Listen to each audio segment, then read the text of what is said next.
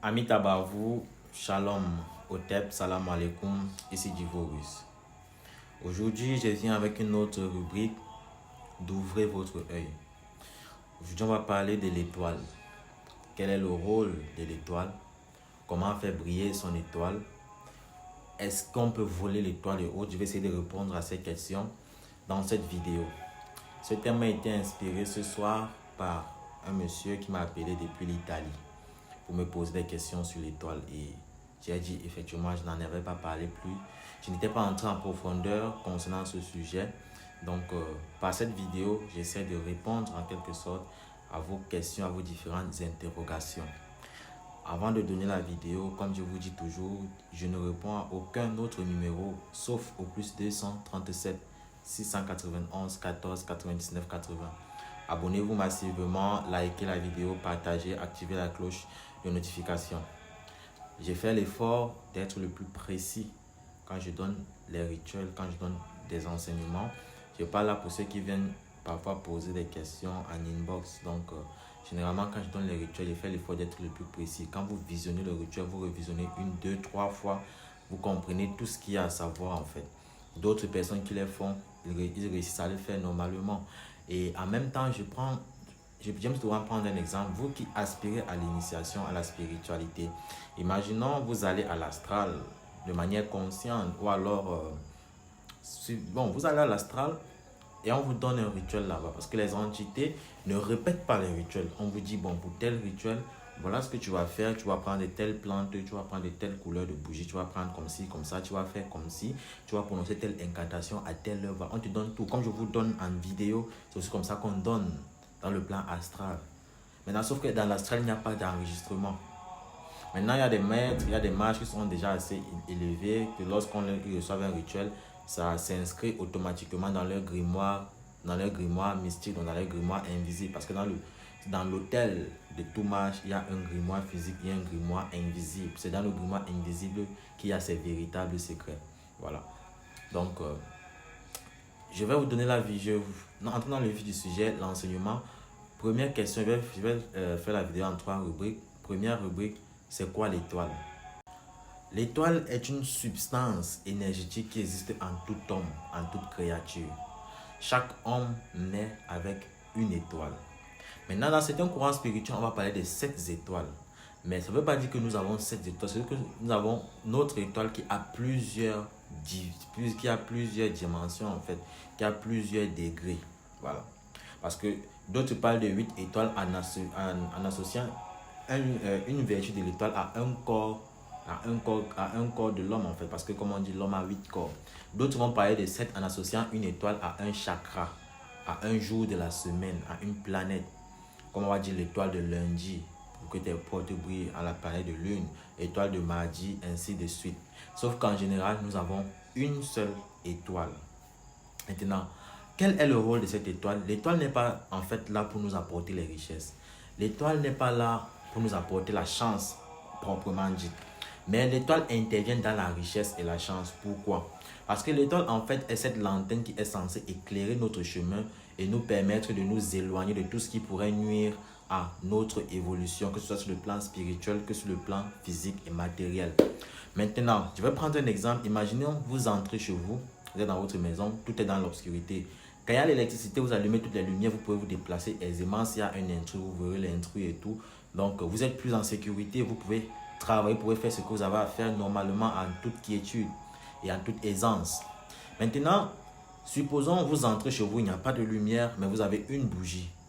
Vous pourrez vous déplacer, sauf que vous serez à mobilité réduite parce que vous ne serez pas aisé en fait, vous n'aurez pas la totale liberté de vos mouvements. Maintenant, celui qui entre dans la maison, qui n'a même pas de bougie, qui n'a rien, qui n'a pas de lumière, lui, il ne pourra rien faire. Il sera à tout moment en train de se heurter aux meubles et autres. Et s'il y a même quelqu'un de mal intentionné, la personne peut facilement l'attaquer. Ou même s'il y a un serpent à côté, le serpent peut facilement le mordre. Pourtant, celui qui a la bougie même, il peut voir le serpent, mais ce n'est pas évident. Tout comme le serpent peut échapper au rayonnement de la bougie. Voilà un exemple pour que vous puissiez voir le rôle de l'étoile dans votre vie. Lorsque votre étoile ne brille pas, vous êtes sujet à des attaques mystiques. Vous êtes fragile en fait. Parce que même quand il faudrait porter même quand vous faites des rituels et qu'il faut porter votre rituel, qu'il faut porter vos prières, qu'il faut porter vos vœux, l'étoile joue un rôle très important parce que l'étoile éclaire le chemin. L'étoile est cette lanterne, c'est votre lumière là que l'on porte, on amène vers l'entité. L'entité qu'on contacte, et c'est cette lumière là qui l'attire en fait, on va dire ça comme ça. Donc c'était la première question. Comment, c'est quoi l'étoile? Quel est son rôle dans notre vie? Maintenant, est-ce qu'on peut voler l'étoile de quelqu'un? On entend souvent les gens dire le sorcier ne peut que masquer ton étoile tant que le temps de Dieu, quand le moment de Dieu va arriver et tout et tout. Bref, vous savez ce que les gens disent souvent. Dieu est le seul créateur, l'architecte suprême. Mais vous serez surpris d'entendre que Dieu n'agit pas directement dans la vie des hommes. Il peut avoir des cas où l'intervention divine se manifeste, mais cela peut arriver une fois sur 1 million de cas, voire même 10 millions de cas. Mais cela arrive, on ne va pas dire que ça n'arrive pas. Maintenant, l'étoile de quelqu'un peut être volée, elle peut être masquée, elle peut être détruite même. Généralement, ceux qui ont déjà eu à voir certains travaux, ceux qui sont venus dans le sanctuaire, quand on vous bénit souvent, on fait souvent des rites ici, au niveau du dos, là on vous dit, je réactive ton étoile, on fait des trucs, bref, avec des incantations précises on fait ça souvent au niveau du dos. Parce que généralement, c'est à cet endroit-là qu'on associe la position de l'étoile par rapport au corps physique. Maintenant, le rayonnement de l'étoile se répercute sur tout notre corps, c'est ce qui crée, c'est ce qui alimente le magnétisme de notre visage, de nos chakras, de nos paumes, bref, c'est ce qui alimente tous nos chakras en fait. C'est comme la flamme qui vient activer tout cela sur notre corps physique. Et c'est aussi l'étoile qui fait briller notre aura. Parce que l'étoile est cette lumière-là qui fait rehausser, donc qui ressort les couleurs de l'aura, des auras. Après, on est dans l'obscurité, vous ne pouvez distinguer aucune couleur. Il faudrait qu'il y ait une source de lumière pour que vous puissiez voir, vous puissiez distinguer les différentes couleurs. Donc c'est aussi ça le rôle de l'étoile. Donc on peut voler votre étoile, on peut tuer votre étoile, on peut masquer votre étoile. Dans le cas où on a volé votre étoile, il faudrait que le mage sache quelle est la personne qui a volé cette étoile-là. Par une consultation, il peut savoir. Maintenant, il peut décider d'aller récupérer cette étoile. Ou alors, dans d'autres cas, même le sorcier ou le magicien ou l'occultiste peut décider de prendre votre étoile et de l'offrir à quelqu'un d'autre qui n'a pas d'étoile. Dans ce cas-là, maintenant, il faudrait que le mage aille récupérer votre étoile chez la personne et vous la remettre. Parfois même votre étoile se retrouve dans le marché mystique qui se passe généralement le jeudi dans le plan astral. C'est pour ça que vous allez voir le jeudi, elle y a l'argent, c'est le jour du commerce en fait. Dans le plan astral, c'est ce jour-là que, on va dire que c'est le jour du grand marché dans l'astral. Donc à ce jour-là, si vous avez la chance, on peut retrouver votre étoile dans le grand marché de l'astral. Quand on retrouve dans votre étoile, on peut vous la restaurer. Parfois, dans d'autres cas, même votre étoile a déjà été détruite ou alors est déjà complètement éteinte. On a tellement exploité votre étoile. Dans le cas où votre étoile est éteinte et qu'elle est sur vous, on peut la réactiver avec une certaine, en donnant une flamme en fait. Donc, comme je prends l'exemple sur un réchaud à gaz. Quand le gaz sort, il n'y a pas de flamme, il suffit d'une bûchette d'allumette pour avoir du grand feu. Voilà. C'est aussi comme ça avec les étoiles. Quand on restaure votre étoile, c'est pas parce qu'on a restauré votre étoile que du jour au lendemain, vous allez devenir milliardaire. Quand vous allez chez les devins, les initiés, bref, ne pensez pas que parce qu'on a restauré votre étoile que vous allez devenir milliardaire du jour au lendemain. Pareil pour les rituels de prospérité, parce que ça marche aussi avec l'étoile.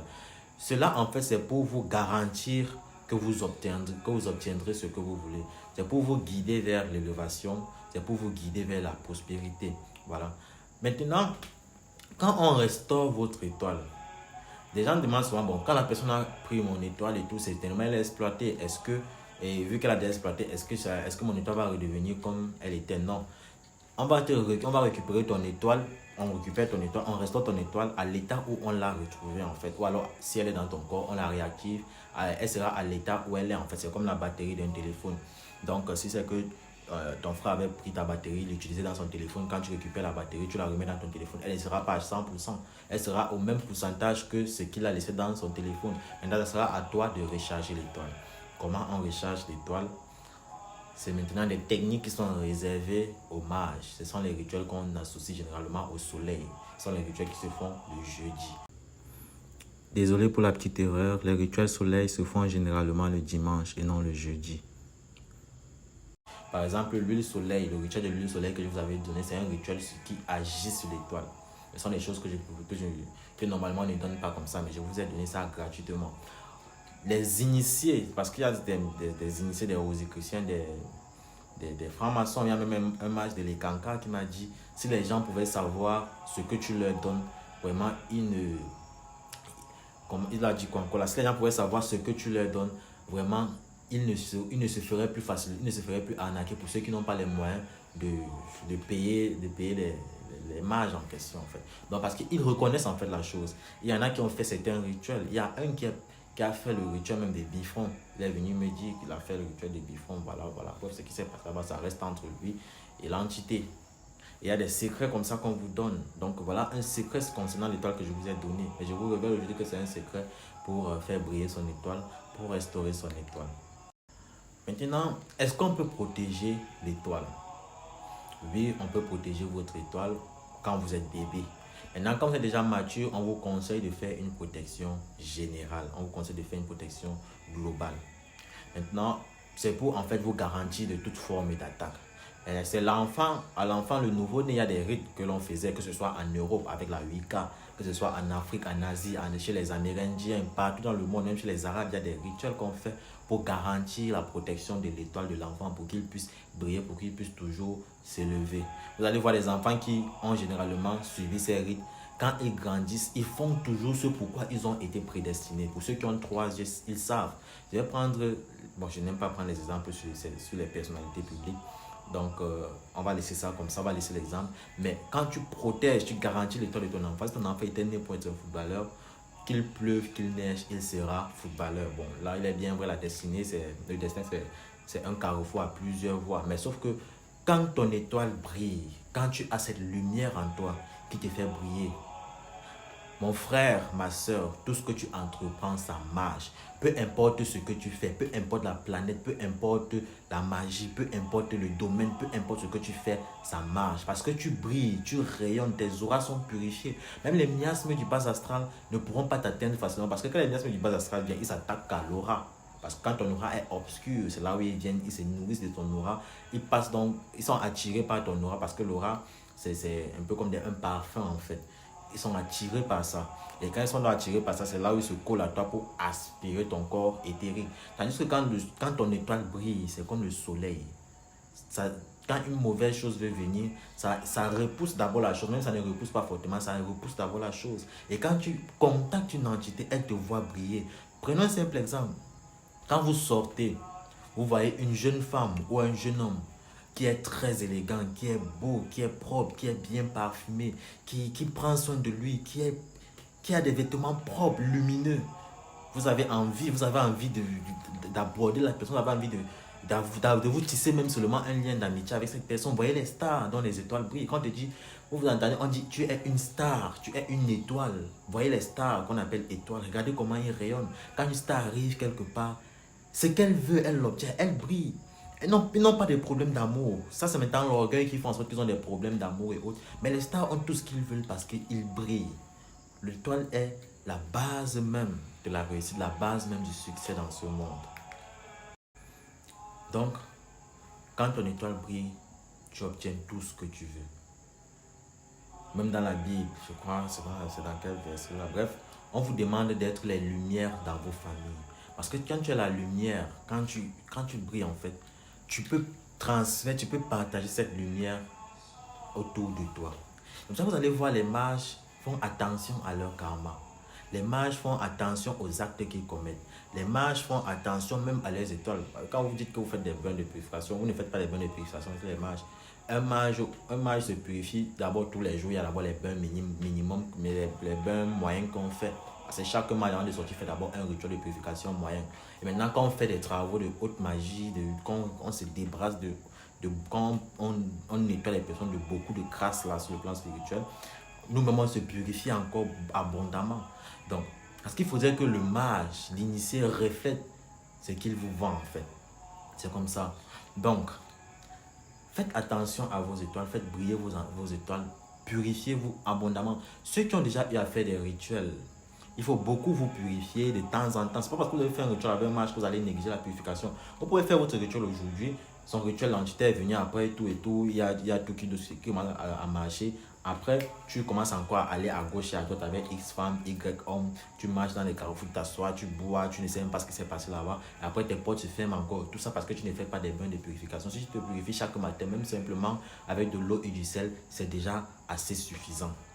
Maintenant, ceux qui ont fait des rituels, quand vous allez chez un mage, je parle de ceux qui partent chez les mages, les prêtres, les pasteurs pour faire des prières. Il y a des gens qui disent non, j'ai fait le pasteur, comme il y a une vidéo qui fait le buzz au Cameroun, le pasteur quand même a prophétisé, mais le diable ne fait que quand le pasteur, le prêtre, le mage, l'imam, le marabout, l'initié te fait un travail, qu'il fait sa prophétie, il fait les offrandes qu'il a fait. Toi-même, le patient, toi la personne pour qui on fait les rites, tu dois demander même au mage que bon, si je dois faire une offrande, si je dois faire un sacrifice, comment je dois le faire? Comment est-ce que je peux faire pour glorifier l'ange qui est avec moi? Comment je peux faire pour glorifier le Dieu ou la déesse qui me guide? Parce que le mage a donné à votre place. Maintenant, il faut aussi montrer à l'entité que vous avez la volonté, vous avez l'amour de recevoir ce qu'elle vous avez envie de recevoir. Et pour ça, vous avez l'amour de partager. Donc, vous donnez aussi en offrande. Vous pouvez faire des offrandes dans des orphelinats. Vous pouvez aller faire des offrandes dans l'eau. Vous voyez le macumba brésilien, là, même dans le vaudou. Chaque fin d'année, vous voyez des initiés, même chez les blancs, même partout, vous voyez des initiés faire des offrandes. Quand quelqu'un inaugure un bateau, il casse une bouteille de champagne, il fait couler une partie dans l'eau. C'est pas pour rien. Non, c'est pas pour rien en fait. Il faut avoir cette culture-là. Vous allez voir, j'ai fait un post dit. On planifie dans le silence, on souffre dans le silence, on construit dans la discrétion, mais on inaugure en public dans la fête. La fête, ce n'est pas pour te faire voir. La fête que tu fais quand tu inaugures ton immeuble, ta maison, quand tu inaugures l'achat d'une voiture, quand tu inaugures la construction d'un orphelinat, ce n'est pas pour te faire voir. L'inauguration que tu fais, cette fête que tu fais, cette personne que tu appelles, tu les fais partager ta joie. Cette personne à qui tu offres de la boisson, de la nourriture, tu te sacrifies pour qu'ils reçoivent cela. Il faut savoir que ce sont des dons, ce sont des offrandes. Rien n'est fait au hasard dans cette vie, rien n'est fait au hasard sur cette terre.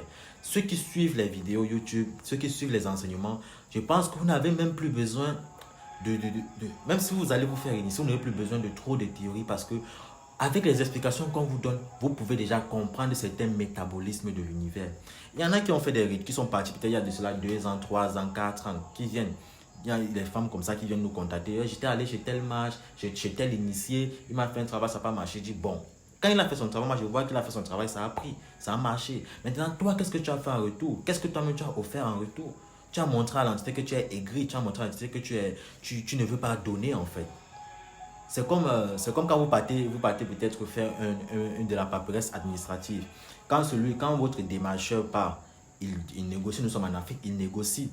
Maintenant, vous, quand vous arrivez, on va vous servir, mais si c'est que vous aussi, vous donnez encore quelque chose à la personne, ça, je parle là dans le plan de la corruption pour que vous puissiez voir. Mais quand vous aussi, vous donnez quelque chose à la personne pour la satisfaire, vous voyez, elle sera radieuse, elle va vouloir travailler encore plus vite pour vous satisfaire. C'est aussi comme ça dans le plan spirituel. On dit tout ce qui se passe ici n'est que la répercussion de ce qui se passe dans le monde invisible. Ce qui est en haut est en bas. Ce qui a été lié en haut est lié en bas. Assimilez ça aujourd'hui. Amis à vous, c'était Divorus. J'espère que vous avez été édifiés par cette vidéo, que le Dieu suprême, créateur des cieux et de la terre, grand architecte de l'univers, et toutes ces créatures qu'il a mis pour vous servir, vous comble des biens de ce monde et vous apporter l'élévation spirituelle, qui vous guide vers la lumière christique, qui vous guide vers le bonheur et éloigne de vous la malédiction, la malchance, l'échec, qui vous ouvre les finances, que les 7 génies planétaires vous soient favorables. Je fais cette prière aujourd'hui devant vous pour que tout ce que vous demandez, vous l'obtenez. Qu'il en soit ainsi, au nom de celui qui a dit que la lumière soit et la lumière fut.